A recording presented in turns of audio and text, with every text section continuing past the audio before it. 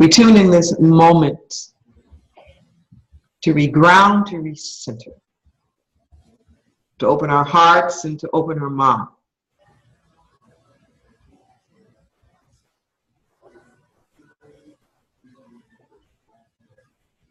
In the quietness of this space, we remember our deepest intent of why we're here in the first place. We're here to help usher in the beloved communities, to move beyond otherness and divisiveness, to bring forth a human presence on the planet that's spiritually fulfilling, environmentally sustainable, and socially just. We're here to do the deep work in consciousness, to feel, deal, and heal. Yes. Yes. To retrofit our foundation. Yes. To set ourselves upon a solid rock. This is why we come. And we speak a special blessing on the eve of this 2016 election in the United States. We're calling forth divine order and right action. We're calling forth civility and peace, yes, respect and justice. Freedom for all to exercise their political rights, as well as their God-given human rights. We call forth a healing, and let it begin with us. No finger pointing, no othering, just love. And agapeo love. Upon this we stand. In it we rest. Life is good. Yes, it is. God is good all of the time. Knowing this to be so, we accept it and allow it to be. And so it is. Amen.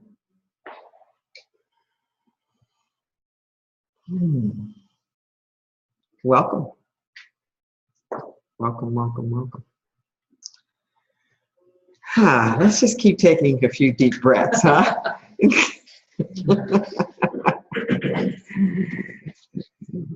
Yeah.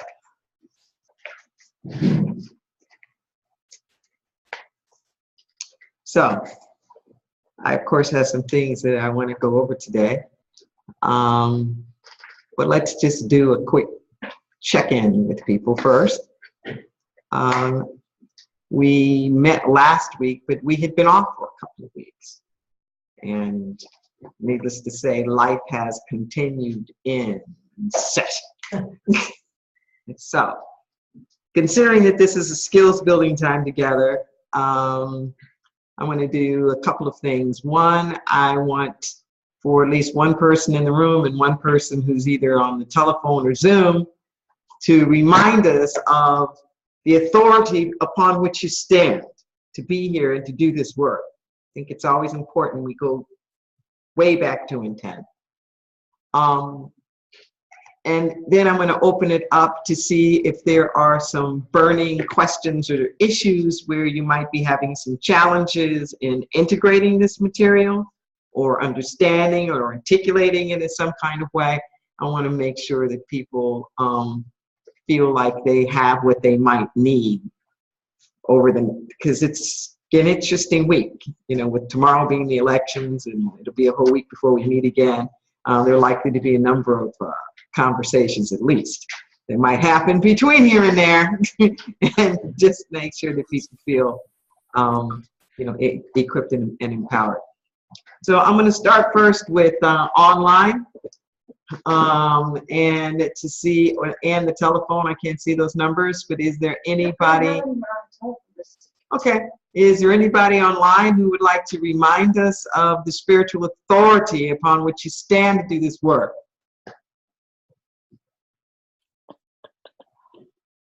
Okay, I see you, Ray. Make sure you're unmuted.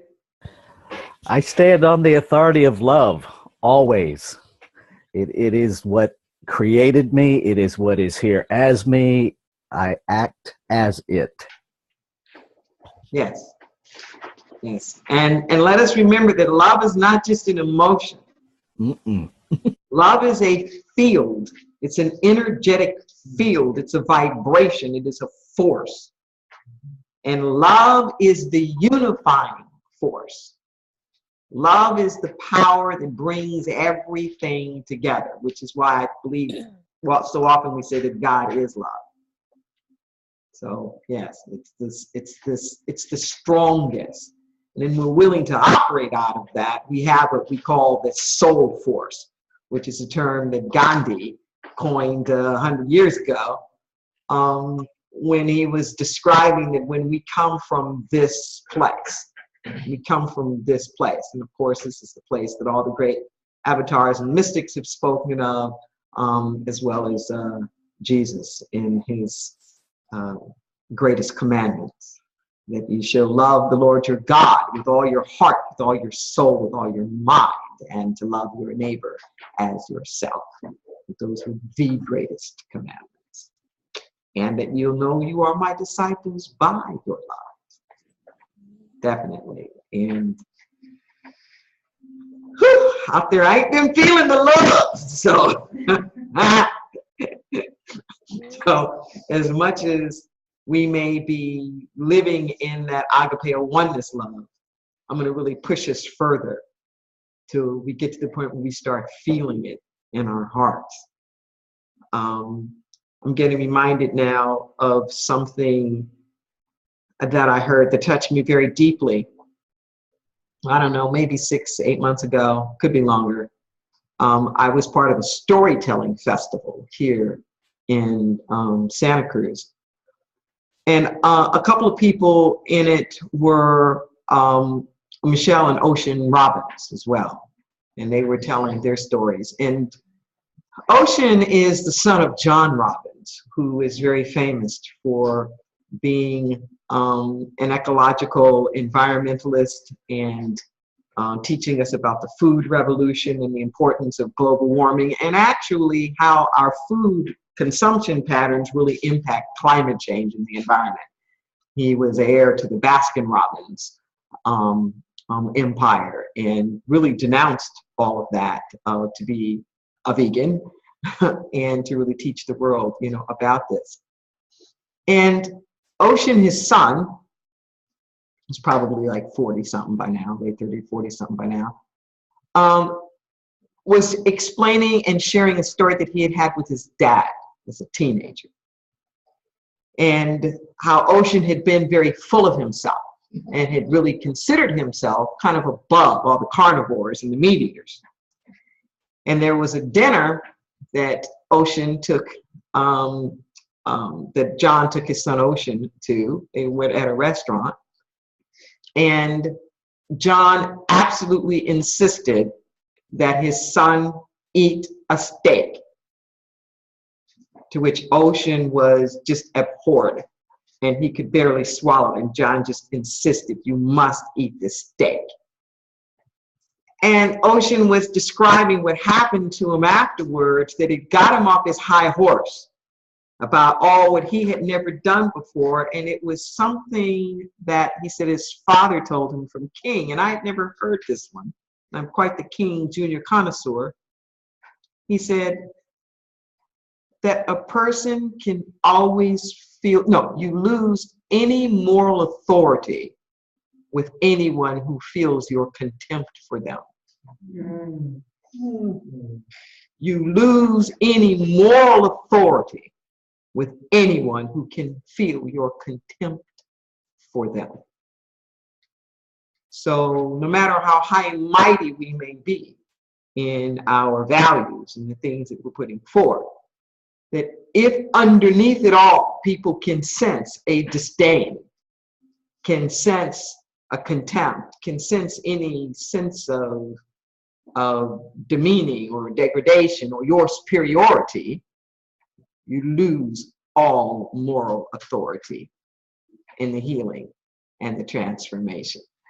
Everything you're saying could be true, but you have now forfeited your right to be the spokesperson and are no longer the change agent in that situation. Well, amen. Yeah. I need to tweet that today. Remind me to tweet that. Anybody in the room want to tell us upon what authority you're standing? Who wants to do it? Okay. And your name? My name is Catherine, and I stand on the authority of connection. Mm-hmm. Connection with all beings. Okay. And I had an interesting encounter at Peace Hardware today, and it was so empathetic. It gives me hope. Good. Yes. It's that unification again. It's the unification. That's where we have to stand. So before I get into some of the things I want to cover today, any burning questions, issues, things that you want to get in? Yeah. Okay, hand goes up. All right. See you in the back there.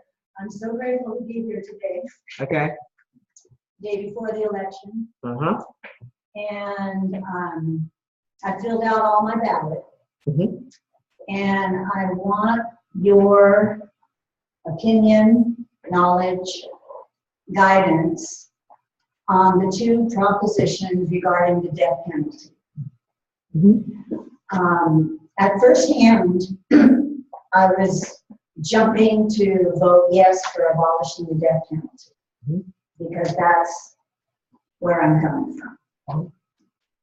And then I heard an interview, a piece, I think it was a reporter from NPR, who was talking about these propositions and what they really mean. And I think surveys were sent to all the inmates on death row in California about their opinions on these propositions. I think there was 700 odd inmates. And I think only about 53 returned the surveys, so it's not representative. But what he was talking about was that if these propositions pass, yes, the death penalty would be abolished. However, that would mean that those convicted would get life imprisonment without chance of parole, and the funds now that are available and the free assistance that's available to inmates on death row for their appeal process would be taken away. So their assistance and ability in most cases to go through the appeals process wouldn't happen. And he also pointed out that there's already a moratorium on the death penalty since 2006 in the state of California.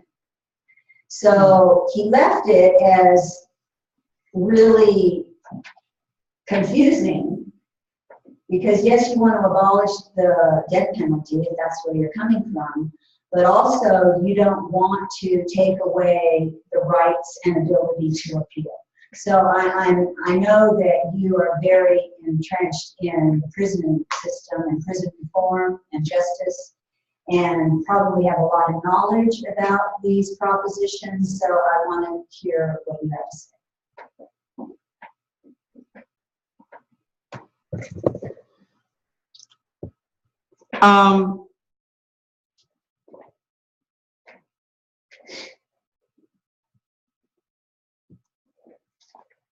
Okay, there's a lot there.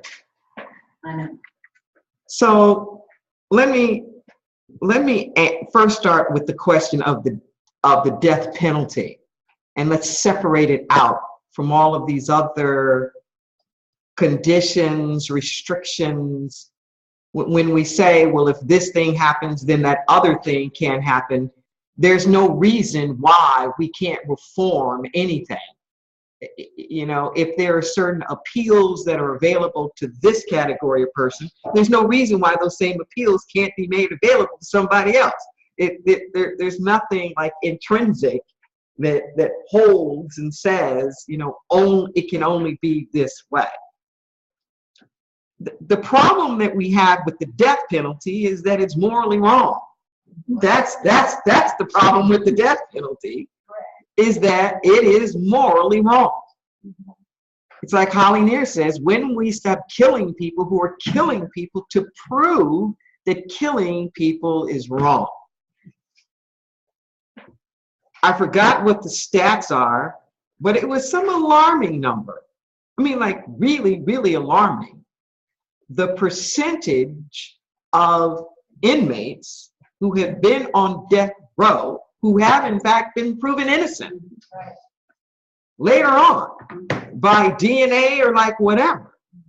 And if we had a society that was fair and that was just, I'm not sure I would rethink it, but when you look at who's incarcerated, it's like, no, it makes no sense. Plus, if you're going to have a penalty that's absolute as that, it's got to be absolute. You can't give some people medals for killing people and then kill some people for killing people. That just doesn't, that doesn't work. It's like, that doesn't jive. That's way too conditional. That's way, way, way too circumstantial. And as far as our system, the whole thing has to be reformed. You know, part of the saddest thing to me about the death penalty was not only was it inhumane, but you look at it the other way, because of all the appeals and because of all the things that were available to people, particularly in the state of California, by the time they were executed, it's already 20 or 30 years after the crime. And those people who are now executed aren't the same people who were convicted. And we are executing now these reform. I mean, you look at the books that they've written. One of the latest ones with a guy named Tookie Williams, who was a good friend, you know, of Barrios Unidos here in town and whatnot, an African-American guy. Actually, he was convicted out of Los Angeles, back a crime that had to do with the Panthers, Black Panthers. It's like any way you slice it or dice it. And as far as these particular measures are concerned, I'm not gonna weigh in and say like how I think we could vote on either one of those, because I don't want this forum to be about that. I want to give people enough kind of information for them to do their own homework, to do their own research, to search their own soul. But on the higher level, capital punishment is wrong. And capital punishment is not justifiable. And I'm being so emphatic about it because these executions that we are seeing in the street by law enforcement, it's capital punishment. It's capital punishment minus the crime, minus the jury, minus the conviction. But this kind of notion, this eye for an eye or tooth for a tooth, if we're in danger to this or that, that somehow or another, we have a right to do this. This is why we meet terrorism with terrorism. It's this kind of capital punishment idea. Like, you did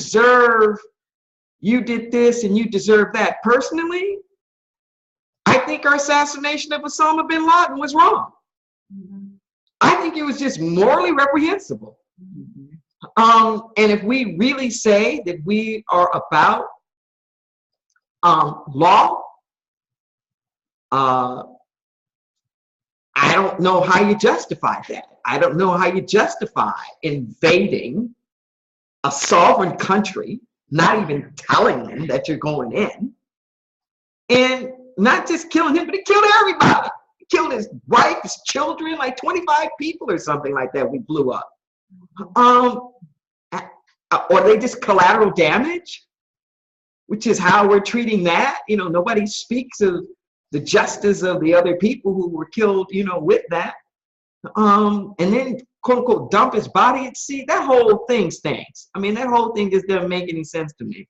Like what went on and like what happened. But I was just bereft at the rejoicing that was happening, you know, in the United States, you know, about that. I was looking forward to capturing him. Yes, I was, because I wanted to hear what he had to say. I think he deserved a trial, just like everybody else. And considering all of the relations that his family had with some of our presidential families and all the rest of that, that's some complicated stuff that just, to me, kind of got buried and swept underneath the rug. And no, that was not justice. That wasn't justice. And every time we say that, you know, we brought justice, no, we didn't. We brought an assassination. But that's not justice. That's not. And the whole criminal justice system needs an overhaul. I can't even call it the justice system. You know, it's like our legal system. Let's just put it like that. Our whole legal and correction systems, you know, need some. And I'm not trying to like just skirt the issue, but for purposes of this class, I think that's what we most need to know. So tomorrow is a really historic day. Yes. That a female is actually going to be we are going to have an opportunity to vote for a female president, and I don't want to let that go and say it's just a horrible campaign and nobody's a winner. I don't believe that at all. To me, this is a historic day. Tomorrow is. But I wanted to share two things I learned about an hour ago. And one is there's a lady who was born, she's 98 years old, she was born the day women got the right to vote. And tomorrow she's going to vote for a woman. And people are going to the grave marker of Susan B. Anthony and put "I voted" dots on her tombstone. These are big deals, big deals. And as a woman, man, there is some kind of an elation that I have that doesn't have anything to do with Hillary or Donald Trump. It has to do with the fact that we're more than half the voters, and for the first time in 250 years, one of us is actually going to have the opportunity to be voted for. It's extraordinary. It absolutely, and I get sort of sick if it's all garbage. It's not all garbage. Tomorrow's a big day. Tomorrow's definitely a big day. I was thinking about something very similar yesterday. You know who else was born the day that women got the right to vote? Hillary's mother. Hillary's mother. Wow. Is that not prophetic? When I was coming out of the courthouse yesterday, I went and voted Sunday afternoon, and I was coming down the steps, and I reflected on that Hillary's mother was born the day that women got the right to vote. Is that not just goosebumps? Is that not just one of the most prophetic things that you ever wanted to see? And yes, it is beyond historic. And it's historic for so many reasons, not just that she is a woman, but that she's that woman. Because this is also the first time that we ever have people like basically going back to the White House again. You know, like a family going back, you know, again. And how all of that plays out, and the roles and the reversals. And it's not just the first woman, it's the first man. And I look back and think, who would have ever thought Bill Clinton would be the first man? Wow. Wow. You know, and regardless of what anybody thinks about her politics, you got to take your hats off to Hillary Clinton as a fighter, as a go-getter. I can't even imagine the stuff that she has done to get there and to be beyond qualified, you know, the most qualified candidate that we've had, and, you know, maybe ever. I don't know if there's ever been anybody who had that kind of, all those kind of positions. yeah, you know, maybe the quote unquote founding fathers, you know, maybe some of them might have like had all these different things, you know, those first, you know, 5 or 6 of them, but no, not as many different angles. And yes, I hope that doesn't get lost sort of within the shuffle, and the fact that it comes on the heels of Obama twice. That's something. That really is something. Any other issues that people wanted to cover before I kind of seal up some stuff here? Zoom people? Phone folks? Anybody on the phone?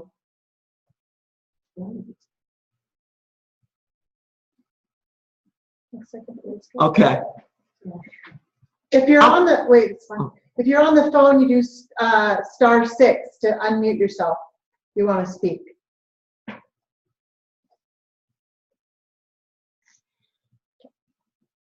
Okay, I'm gonna go back to where we were the last time. And can you pull up that screen, please?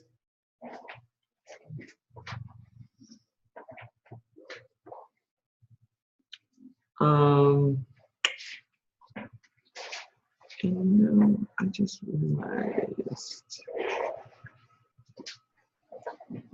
I can't really read the screen. No, you can't.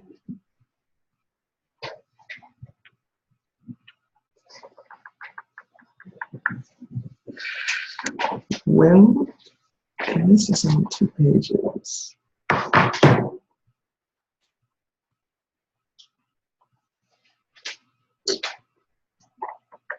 I think the best way to make this happen, because I think you need to see it. You want me to print it? Go to the other one. Go to that other URL. Yeah.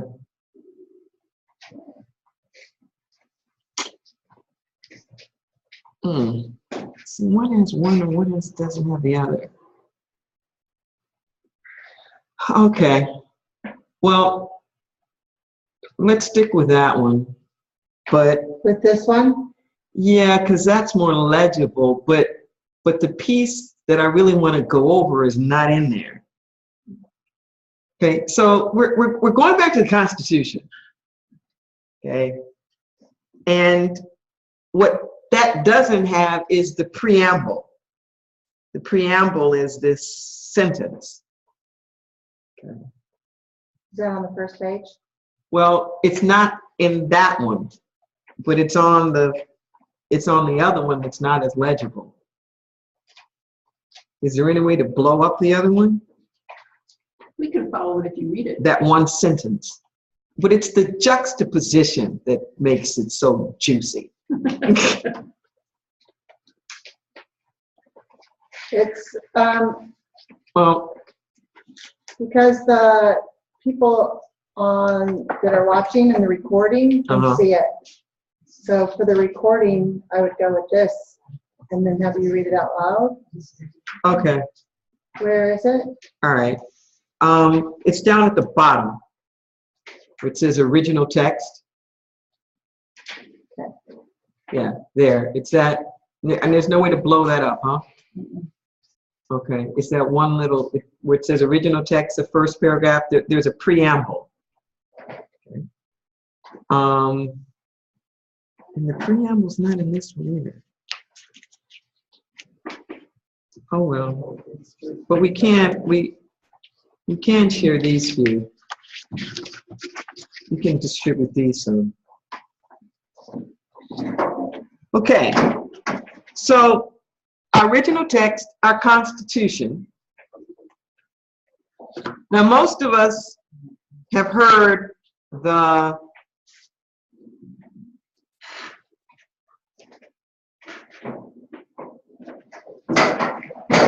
are familiar with the preamble to the Declaration of the Independence, of the Declaration of Independence, about that we hold these truths to be self-evident. Okay. And I'm bringing this up because one thing that was pretty clear is that these quote-unquote founding fathers always put forth upon what authority they thought they were standing. They put forth the vision, and sort of they put forth the intent, kind of what is this that they were trying to accomplish. So when it starts, if you got it on your phone, yeah, you can pick it. If you got a phone, you can look at it on your phone. You can just Google original Constitution. Yeah, preamble to the Constitution. Very good idea.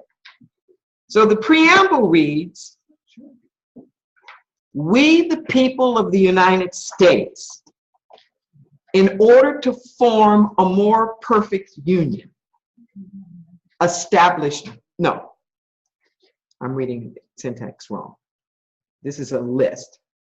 "We, the people of the United States, in order to form a more perfect union, establish justice, ensure domestic tranquility, provide for the common defense, promote the general welfare, and secure the blessings of liberty to ourselves and our posterity, do ordain and establish this Constitution for the United States of America." That's deep. Okay? So it's for ourselves and our posterity. That's for whom they are establishing it. And they are establishing it to accomplish these things: to form a more perfect union, to establish justice, to ensure domestic tranquility. Domestic tranquility now, peace, basically, to provide for the common defense, to promote the general welfare, and to secure the blessings of liberty to ourselves and our posterity. The blessings of liberty to ourselves and our posterity. Do ordain, not just establish. Ordain. That's cute. It's that spiritual language. I want you to catch this, okay? We talk about separation of church and state, but you can never separate politics and spirituality. You can separate the institutions, but every politic is based upon a worldview, which is a profoundly spiritual endeavor. Like why we're here, who we are in relationship to each other. What is our right to be? What connection do we have to the great I am? You know, those are profoundly spiritual things. So every politic is going to reflect that worldview. Now, you can't separate and say, well, we can have a government and the government cannot have a formal church. But just because you don't have a church, just because you don't have a religious institution does not mean that your politic and everything that's the infrastructure of your government is not bound up in your worldview, your spiritual worldview. Are you with me? And all of these folks are Protestants. They are Protestant Christians. Okay, so I'm just step back here for a moment to let that sink in. They are Protestant Christians. Okay. The Protestant Reformation was born out of a particular consciousness. It's a revolution that is sweeping across Europe on all fronts. On all fronts. So it is a religious revolution where the people are basically saying, we don't need the Catholic Church. We don't need an institution over us, that we can do our own thing and have our own relationship to God. It's a political revolution with the same message. We have the right to form our own democracy. We don't need a king up above us. We don't need a monarchy up above us. We don't need something, we don't need an intermediary of a king or lords or all the rest of it any more than we need a pope or bishops or somebody in between us and God. It's an economic revolution. Same kind of a concept.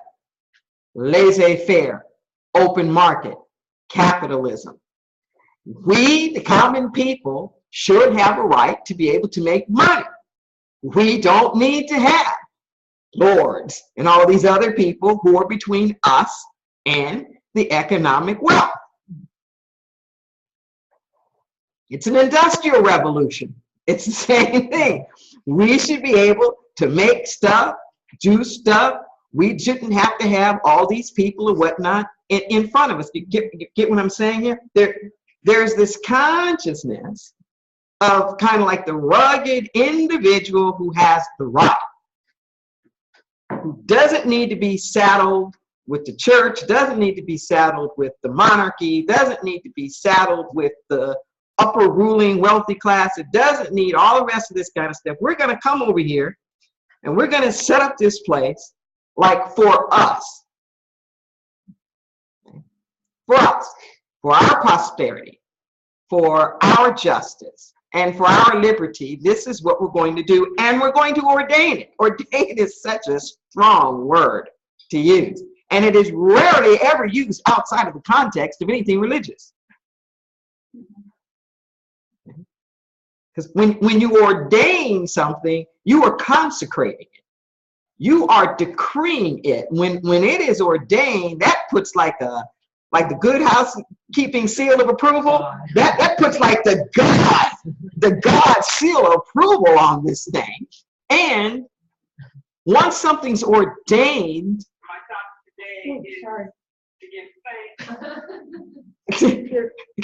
once something is typically once something is ordained, it's ordained for life.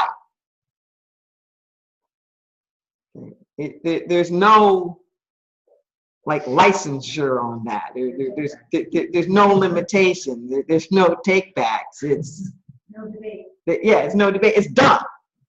It's done. It's over. Like the way we do the Supreme Court justices, they're ordained. That's it. And that's their position for the rest of their life. Okay? We, the people of the United States, in order to form a more perfect union, establish justice, ensure domestic tranquility, provide for the common defense, promote the general welfare, and secure the blessings of liberty to ourselves and our posterity or our wealth, do ordain and establish this Constitution of the United States of America. One sentence. That's the preamble. Section 1. One sentence. All legislative powers herein, and you have that in the handout that I gave you, Article 1. All legislative powers herein granted shall be vested in the Congress of the United States, which it shall consist of a Senate and a House of Representatives. So we have ordained this thing. We have ordained this group. Okay, we're establishing this Constitution, and all of the legal and legislative powers of this Constitution are going to be put into this Congress. Okay, this Congress has the right to make all of these rules. This balance of power thing that they were trying to do, to set up these three different branches. So the legislative body is going to be the Congress. They're going to have like all this power. The Supreme Court is to check them. Okay, the idea is that the Supreme Court's not to make the law, but the Supreme Court is to make sure that they are abiding within the laws. And whatever it is that they're setting up, whatever it is that's happening around the nation is in conformance with this, in fact, Constitution. Section 1. All legislative powers herein granted shall be vested in a Congress of the United States, which will consist of a Senate and the House of Representatives. Section 2, as it goes into, and it describes all the different things, and the people who are going to be, in it, and that, the article and how the representatives are going to be determined. And then it explains representatives and direct taxes. So this Congress, everybody who's a citizen can't be in this Congress. So we're going to set this system up where it's a republic. So there are going to be people who are here representing other people. And how are we going to figure out who does this representation thing?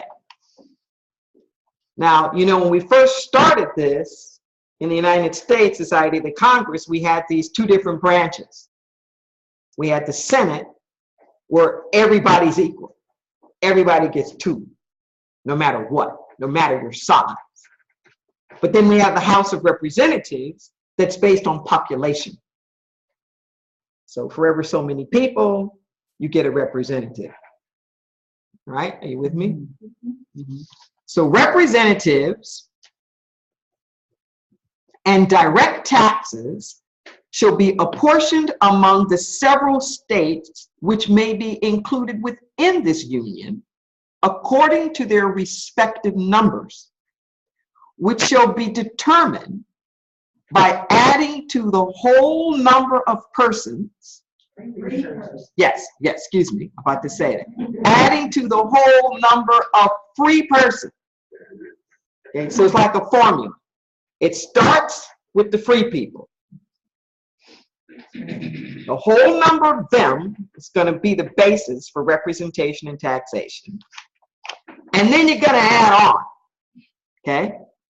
So, add it to the whole number of free persons, and this is going to include those bound to service for a term of years. Okay? Bound to service for a term of years. So it was the practice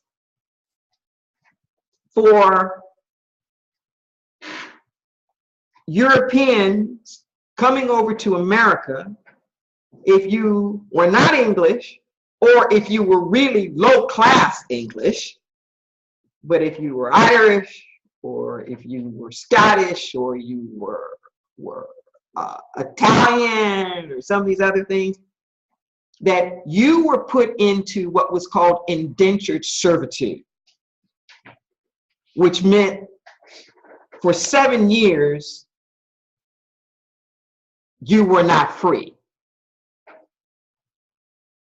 You weren't treated like a slave in the same sense necessarily as being somebody's property, like being owned in that same kind of a way exactly, but kind of close to it, where you didn't have any rights, you didn't have like any authority, whatnot, but you were going to work your way out of it. pretty much was it.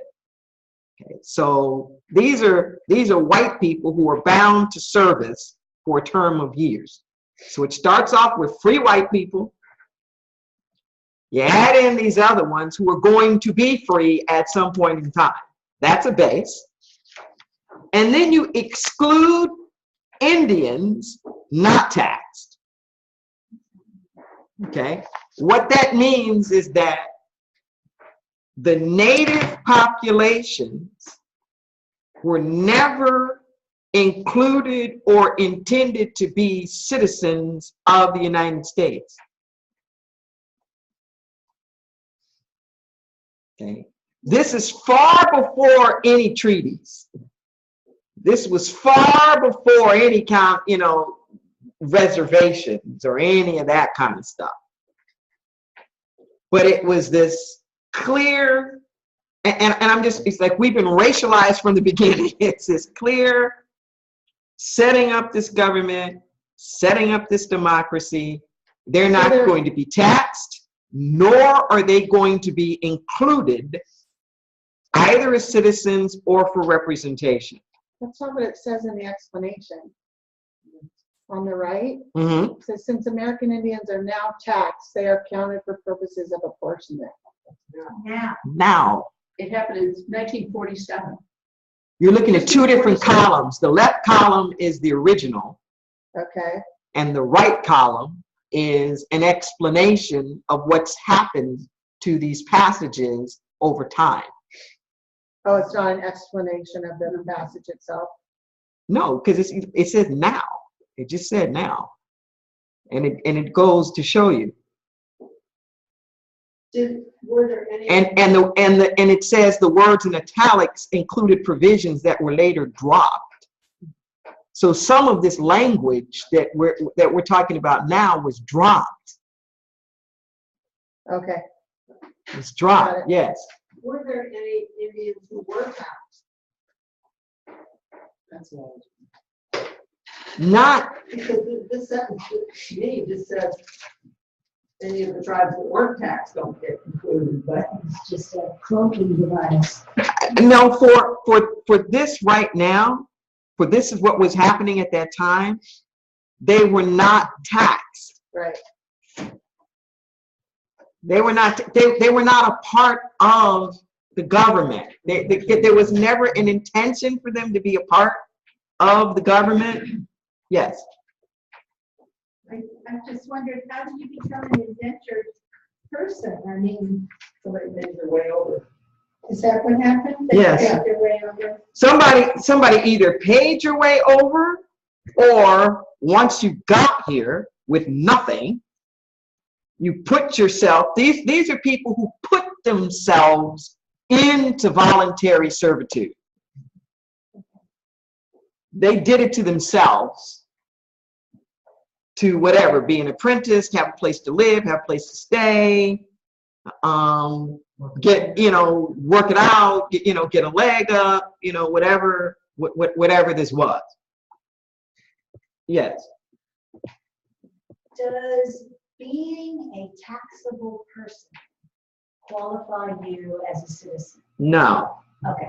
So if you're not No. taxed, it still means you can be a citizen. No, don't go there. You're mixing up too many things here. Okay? You got to stick just with this, because requirements about citizenship, undocumented workers here are taxed. Still, Okay. you're trying to jump and read too many different things into this. Okay? Just come back to the beginning. It's like, come back to the beginning here. I thought that was just a way of cloaking, so that if you're not taxed, you're not a citizen. We don't consider you a citizen. It's not just about being taxed. It's a census count for representation within the government. I know. Okay? Yeah. That they were not represented in the government. They were not included. The whole continent, That's not it. This is being set up for our posterity. This kind of like those of us who were doing this, we were coming over here and we're setting this thing up. There's some of us that are free. There are some of us who are coming over here who are our servants. They are not free, but they one day will be free. So we're going to include them fully. They're going to get a full human vote, so to speak. They will be included as though they were free, because they will one day be free. Okay. This census stuff, I mean, even in the United States, we only do it every 10 years. And most of the time, the servitude was like for 7 years. So it would be kind of crazy for them to be trying to come back and recount these white people all the time. You know, like, were you still in servitude or were you not in servitude? Basically, you're white, hey, we count you. It's what it boils down to. Whether you're free now or whether you're in servitude, doesn't make that much difference. Okay? And then the natives are nothing. They are not going to be included. And 3/5 all other persons. At least they see him as persons. That was one of the things I said last week. Is that is at least some acknowledgement. 3/5 all other persons, which is this acknowledgement up front. It's the acknowledgement up front that there are these different classes, that everybody is not equal, that everybody is not being, treated the same.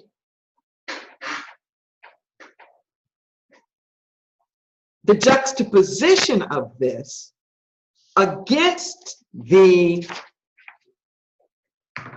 established justice, secure the blessings of liberty, it was not in their minds a contradiction. See, this is what's problematic about it all, is that in their minds, it was not a contradiction. This was just. This was fair. This is what's going on now. And I'm bringing this up like now because we're in the thick of it. When you have these athletes taking a knee during the national anthem, they're taking a knee about this. This is what they're taking a knee about.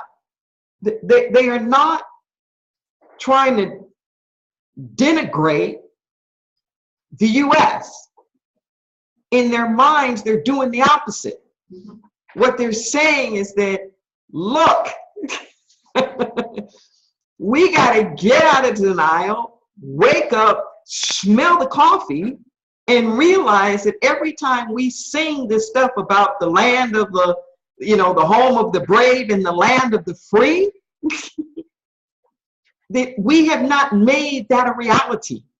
And that has not been our intent. And if we keep just singing about it and sort of reinforcing it, in particular these mass events where we're like patting ourselves on the back, that we're kind of drinking our own Kool-Aid, so to speak. We're being hypnotized by something when there's real work to be done. And what happens here in this nation is that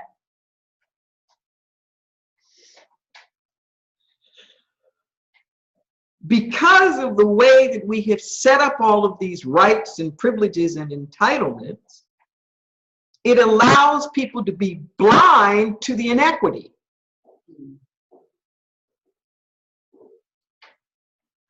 So you have this Article 2 that's already establishing, well, these people are free and these people are kind of going to be free, and these people we're not going to include at all, and these other ones are like 3/5 of a person. That this is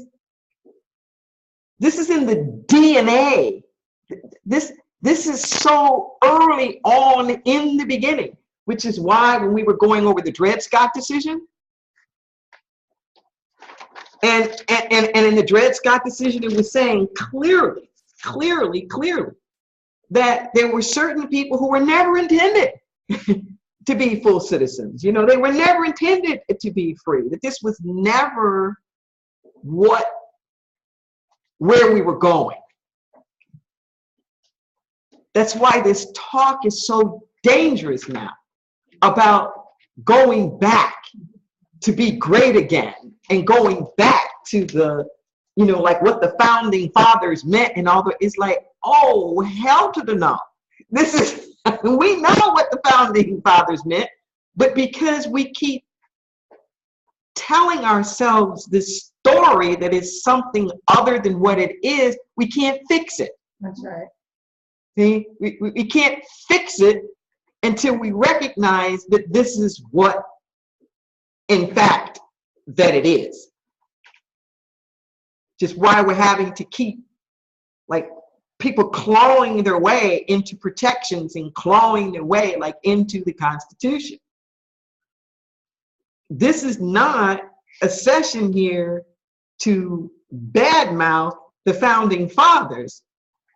It is to say that for such a time as this, what we are needing to do right now is to speak up and to say we haven't done it yet. We have not created the land of the just and the land of the free.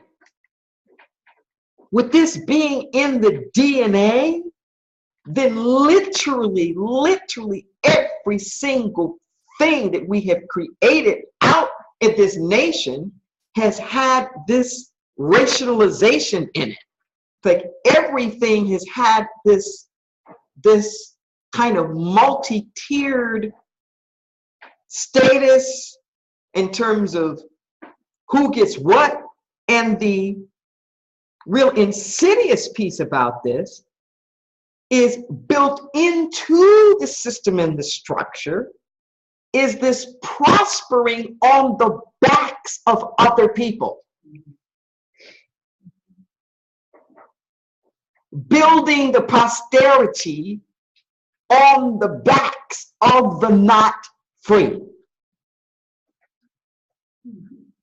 Whether that's slaves or the undocumented workers, or however you want to, the sweatshops or exporting this stuff to like other nations, it's like it's in the bones, it's in the psyche, it's in the consciousness that for our own benefit, enjoyment, wealth, that it's okay to do that. And it's okay to build power on their backs. So they may not be included,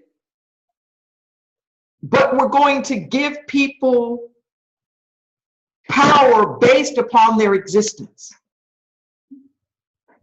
And yet they don't have a chance to participate in the political process.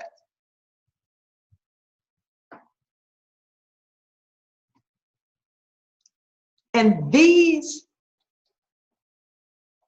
deep roots are what we're still fighting. Part of the way that this shows up so concretely, I guess is the word that I'm looking for, is this notion of who's meant to be included.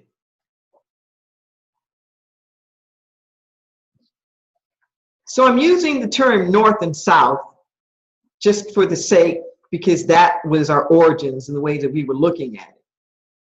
But remember, North and South wasn't really North and South, like this big geographic thing. There literally was a line called the Mason-Dixon line that Washington, D.C. sits on. It sits on it. So that if you go to D.C., for example, just the next district over is Maryland. Maryland was a slave state. I remember, so I used to be co-chair of the board of directors of the National Gay and Lesbian Task Force. And I've had a very long career in doing diversity training. So the task force is headquartered in DC.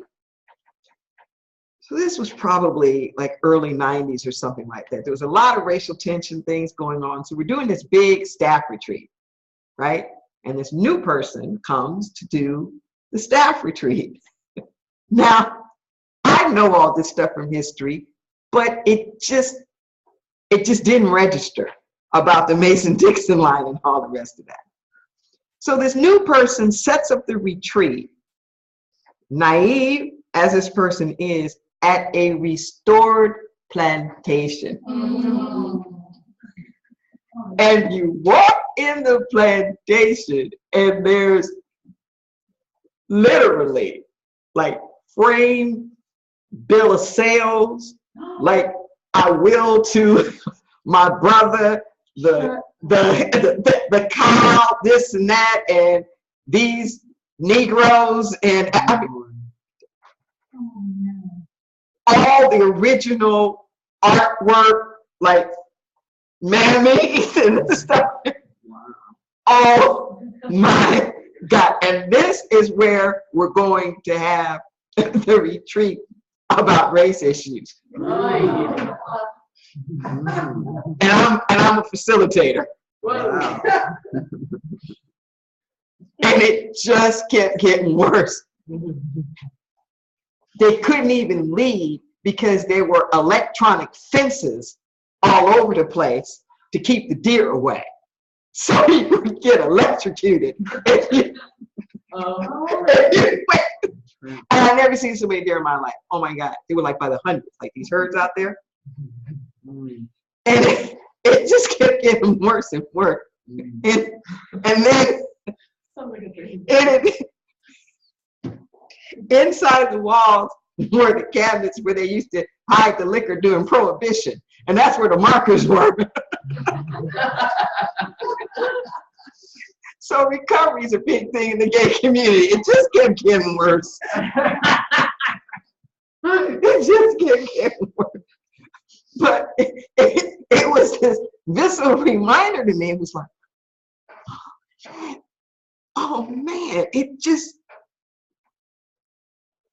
like I knew DC. That's why DC was kept its own district for this very reason. And they had slaves, you know, in the whole bit. But so they didn't get caught up in this whole. And I think it's only been recently that people in DC could vote. Can't. They still can't vote because They don't have a representative. They have one representative. They should have more. Yeah. Yeah, and there was It's like not a no, state. yeah, there was like no representation with it. It's kind of like no, Senators. yeah, there's no person's land, you know, there or whatnot.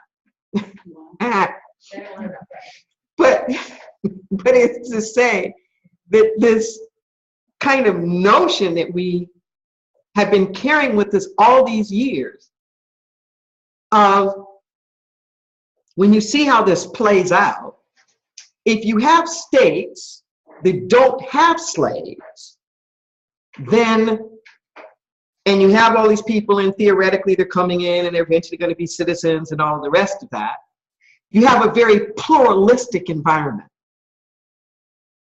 And your representatives are going to be representing like a lot of different people who do in fact have the right to vote and have some say-so about what's going on. In these other instances where the representation is being based upon slaves, the ratio of white people to slaves is really low. See? So like Jefferson had 200 slaves. So whatever 200 times 3/5 is, it's like his farm alone would be getting that much representation, but those 200 people have no say in the government or in the vote. Are you with me? So it creates this other kind of dynamic where you have a few people who kind of get to say what it's like or how it's going to be for all these other people. It's not as cosmopolitan, I guess is a word that, you know, I'm looking for, you know, within that. And we're still duking it out. I mean, when you look at the surveys, it's so interesting to see that it's like the Civil War never ended. It never ended.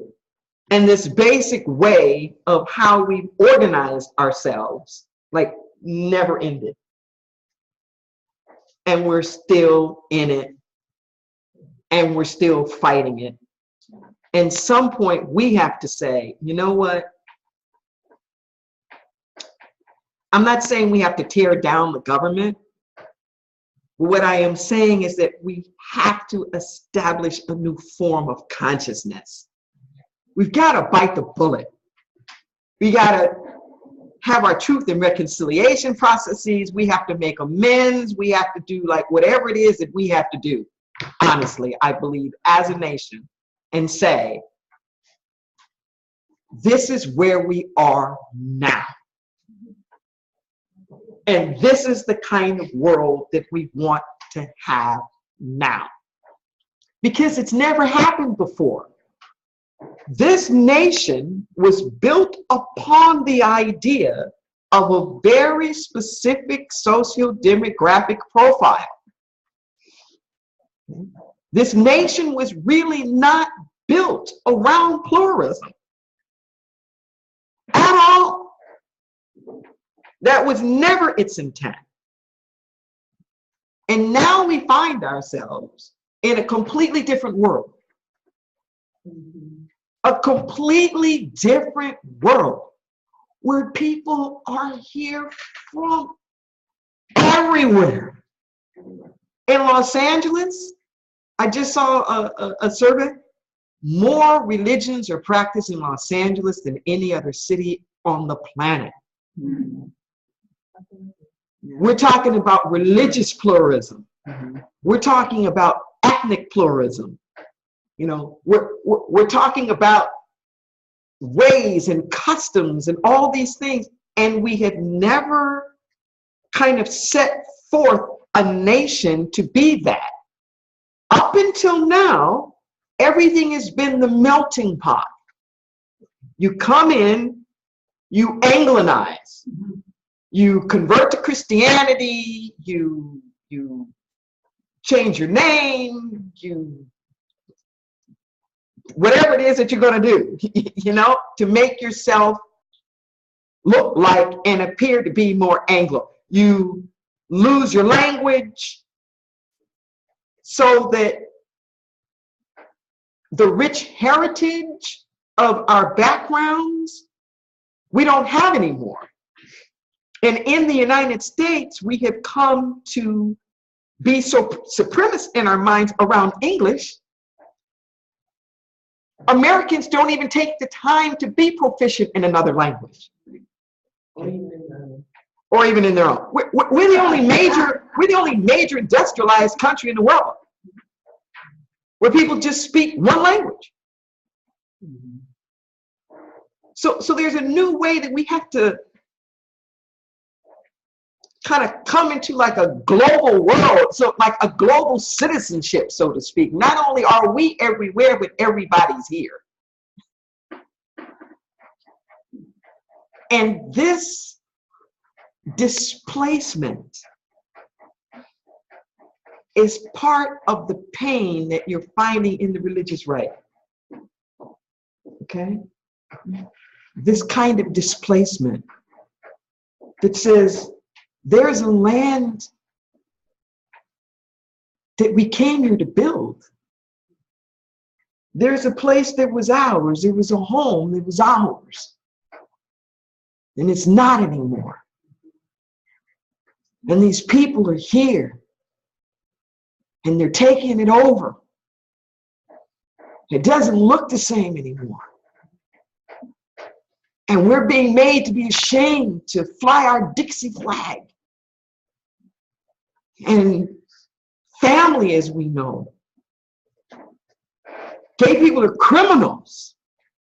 And look at the Supreme Court. They're just like letting them marry and letting their godless relationships get the same value as you know, our God-ordained marriages. You know, and these people that don't believe in Jesus, you know, and they don't even believe in God. And you're just like letting them in here and like, you know, running amok, and we're being, you know, pushed out. And it's just,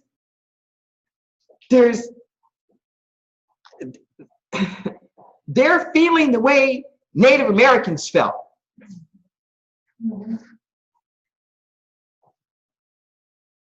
Karma's a mother. Karma's a mother. But that's this pain here. Because that's not the world that they set up for. And that's not the world that they want to have. And there's no infrastructure that supports it. None. That supports anybody else being in there. None. If it did, then things wouldn't look like this. If it did, you wouldn't have corporate CEOs having a certain socio-demographic profile. You wouldn't have this kind of distribution of wealth.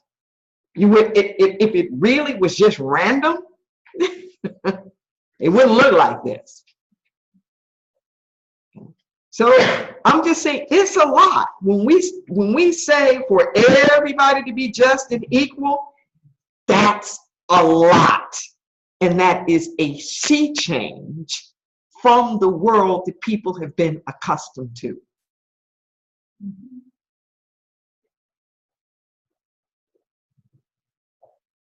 And to shepherd that in is going to take some compassion.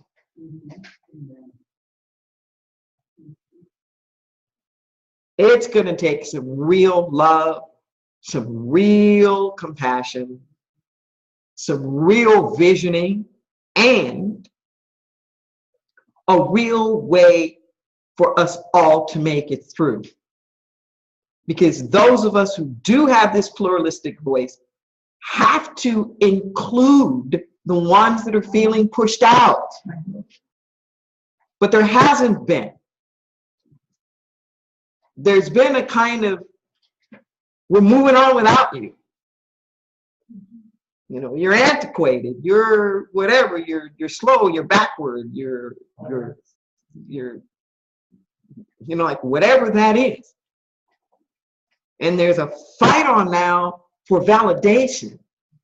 The fight that's on now really is not so much around a personality. We can't miss this. We may say that, you know, how can these people be supporting Trump? But it isn't necessarily Trump they're supporting. Right. Okay. There's a my life matters. My values matter. My society matters. My way of looking at things matters.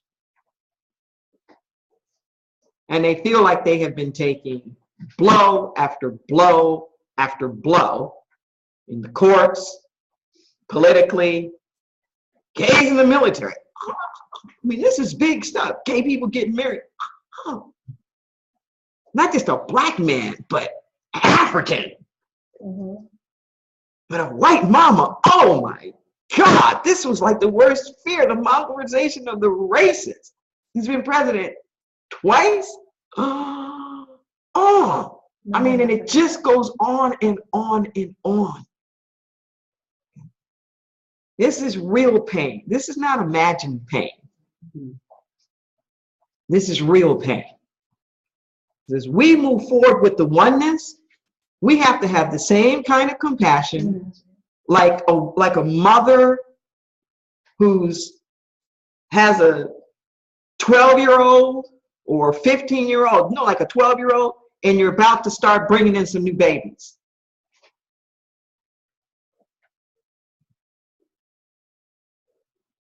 Into the family. And the kind of displacement that happens to the one that's been number one. And it's all about me. Been the only child up until now. Muna has her hand up. Mm-hmm. Muna. So, wow. So I've been in the States for 8 years now, and I'm not even an American citizen yet. With what has been going on for me still as an alien, I honestly feel so much pain and sadness for what's happening between Americans and even the people who are more around me, like the liberals, the open-minded who are supporting Clinton.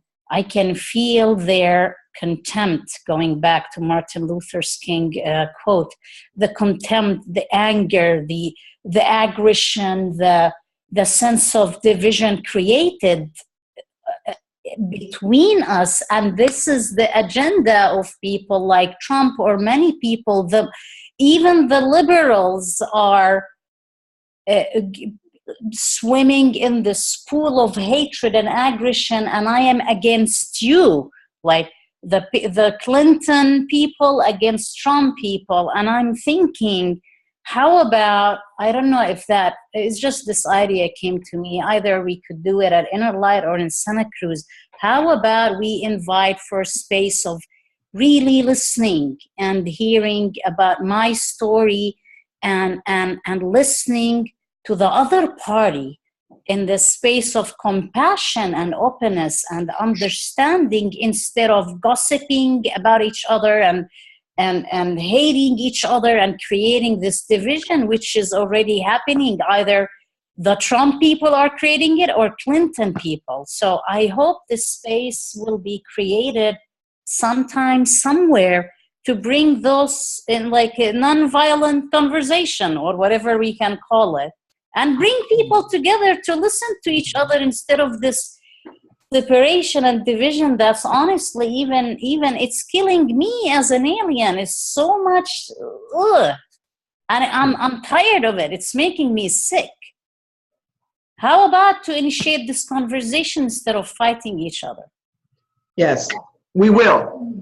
And these sessions have been cultivating the soil to be able to have those, to create an incubator space to be able to do this. And I agree with you wholeheartedly, but the thing I think we need to really pay attention to now is that this divisiveness around the otherness isn't just around the otherness. That what's happening now is that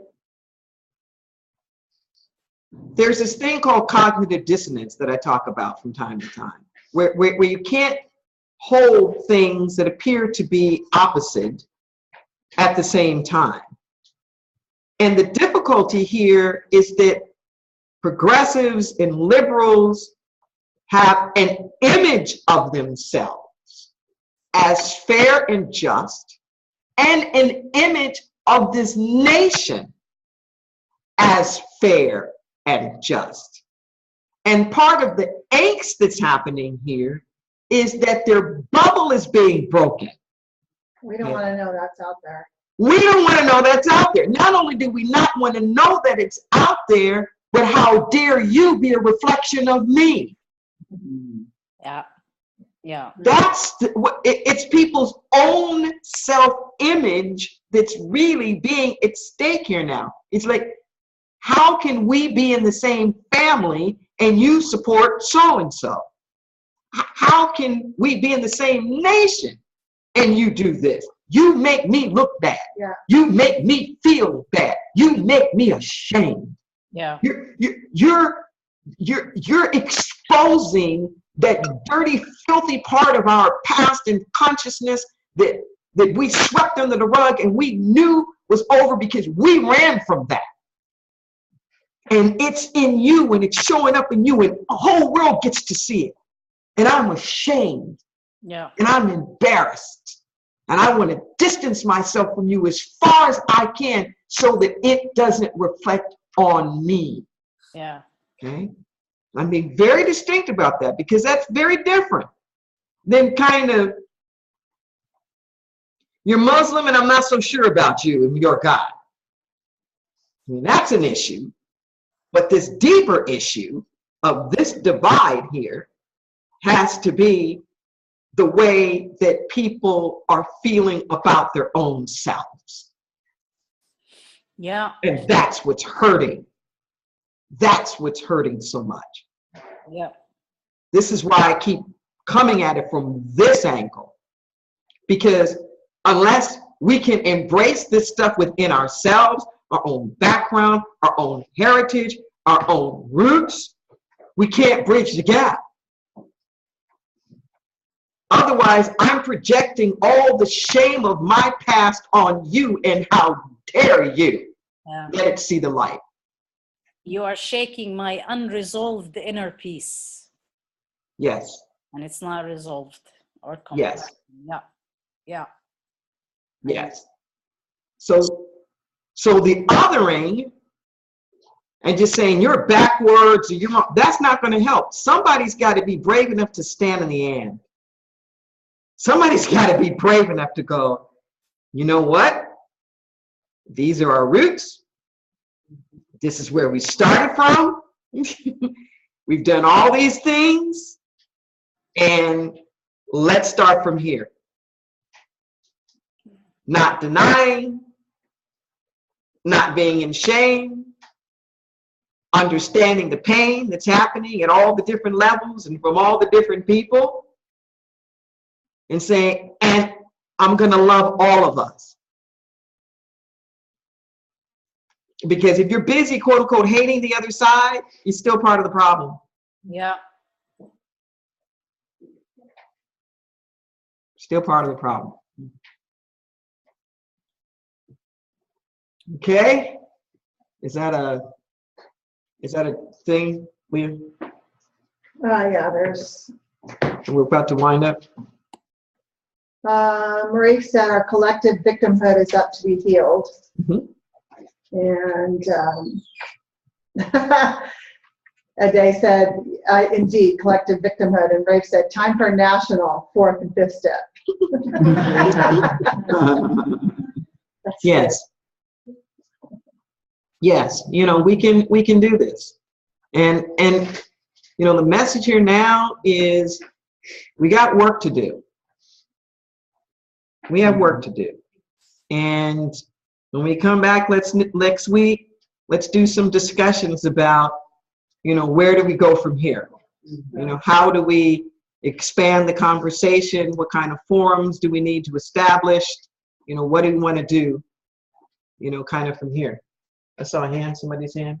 Yeah, actually, I have like really clear dreaming, and I did see, I don't know if it was a future or something, and I've kind of been saying this for a while, you know, restructured government, or the present, whatever, and it's tyranny, and I can't really speak up about it, and I know that they take out people who do speak up about it, so I'm very protective with my own family.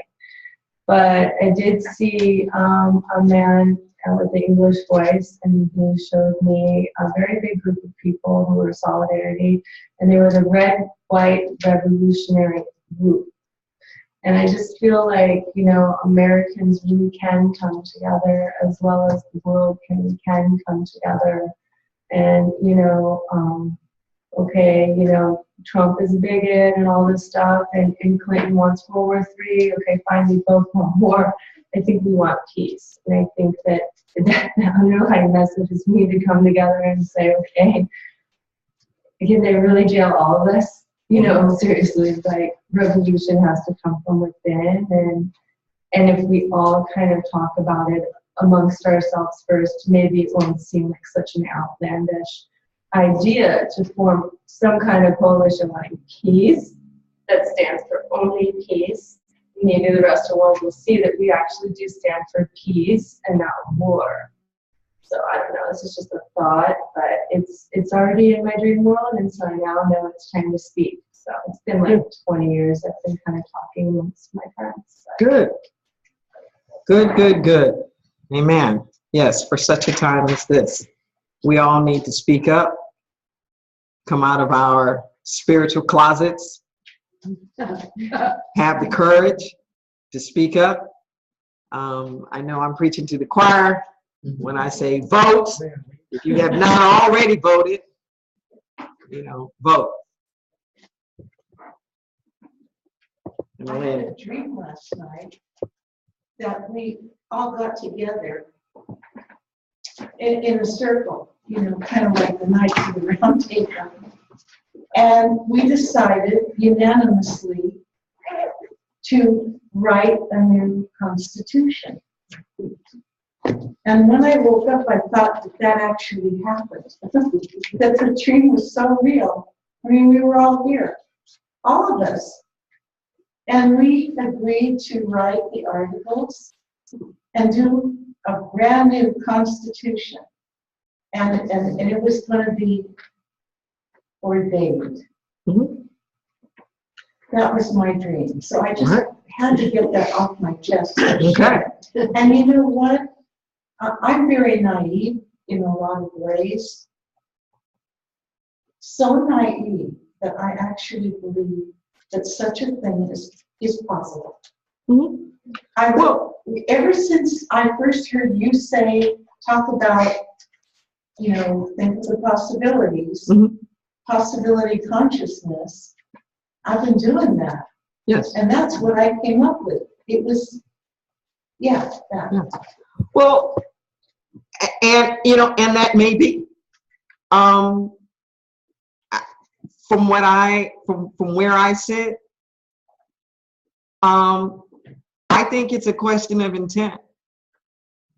There really isn't all that much necessarily wrong with our Constitution or a lot of our laws. The problem is that exactly, we haven't lived up to it. We haven't actually applied our highest ideals to everyone. So it's a question of interpretation. So, it's kind of like, the marriage equality stuff. It's that, well, if being able to form your family, if being in a family is a fundamental human right, and being able to have the choice to form your family is amongst these civil liberties, then it gives that big question of like, well, then how far does that go in terms of who has the right to form their family? Yeah, exactly. So I think that consciousness is forever evolving. The consciousness is forever growing.